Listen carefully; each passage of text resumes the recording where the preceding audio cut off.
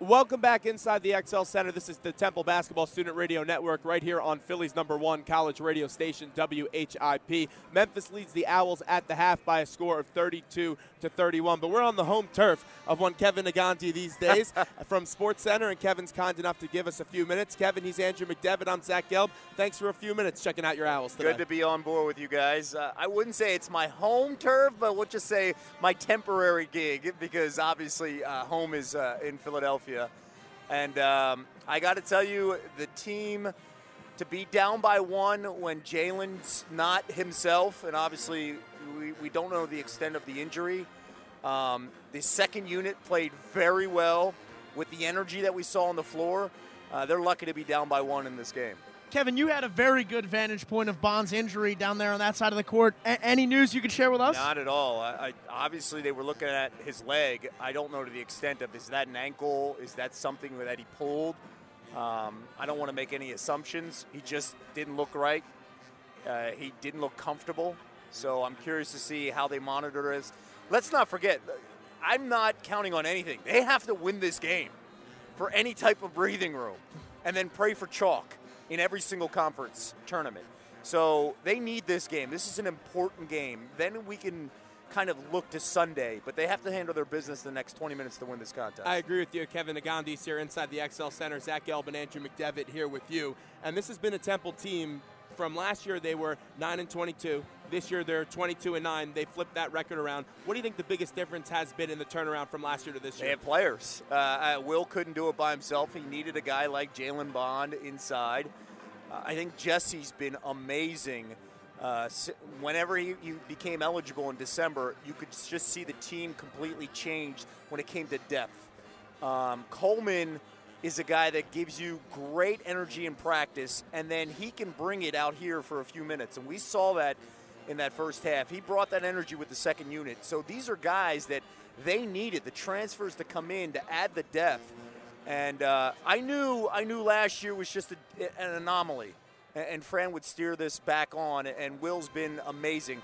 This team can't function without Will Cummings on the floor. Unfortunately, I think he may have to play 20 minutes in the second half. This is a huge day for Fran Dunphy. Obviously, yesterday was named Conference Coach of the Year. Today, if he gets a win, it's win number 500. Just talk a little bit about the great career of Fran Dunphy. I love Franny.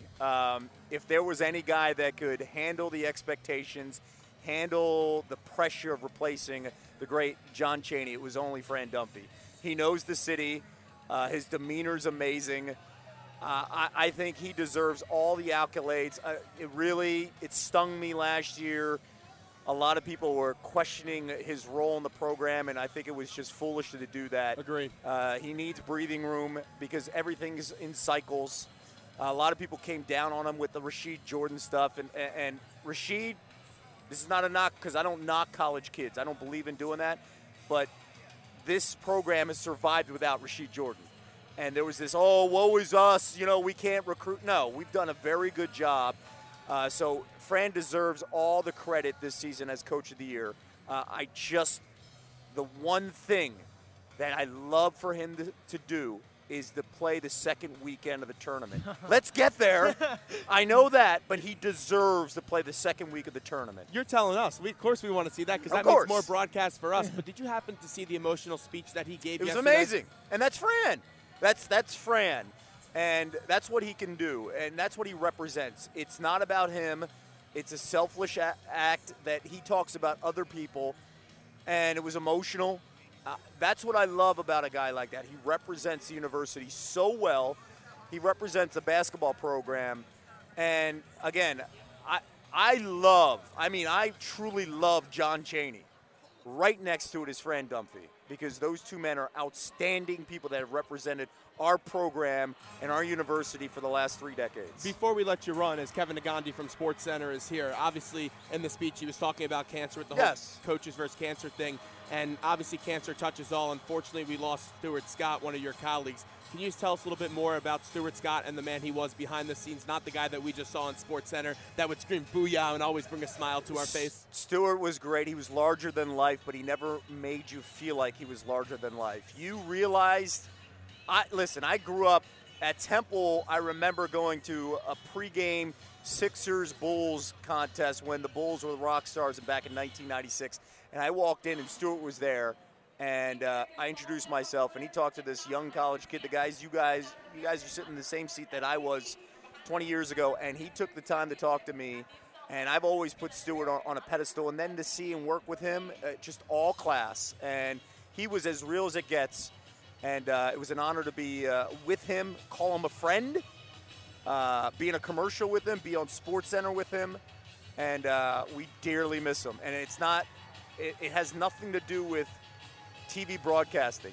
Stuart was the real deal, a good man. You couldn't have put it any better. Real quickly before we let you run, did you let the Negandhi boys play hooky today? Are they not here? Because I know they have almost a perfect record. They're 4-0. Yeah, they're perfect. My wife is looking at me like, uh-oh, we're going to have to bring Brandon back. Because my oldest is 4-0. My youngest is 2-0. They're both at home. Exactly. What's going on? I couldn't bring them here today. If Temple wins today, I want to see them here tomorrow. No, unfortunately I can't because my youngest is having a birthday party. Oh, my God. We're not going to the NCAA tournament Sunday, now. If there's a championship game that features the Temple Owls, I will gladly bring the kid that's 4-0 into the environment and because it's going to be a party inside the XL Center. So he's taking a break. He's at home right now. It's nap time. It wouldn't have been pretty. Not only does the young Negandhi child need to be in the building, Larry Daku's here. I want him to be the ball boy because when he's in the building, Temple wins. That's the bottom line. He's been a good luck charm. I'm very lucky. And you know, he loves Temple. He says it around the house, go Owls, even when my wife's Gators are on. So that's good. That's good parenting. Well, it's never too young to recruit, and I'm sure maybe Temple gets him at a right guard for football or maybe even down low as a center possibly down the road. But, Kevin, we do appreciate the time. Thanks so much for taking a few minutes out of your day. Zach, Andrew, thank you so much. There's Kevin Negandhi. We are about 3 minutes away from the start of second half play. It's Memphis 32, Temple 31. Temple needs this game to get into the NCAA tournament, in my opinion. We'll be back more with second half action right after this.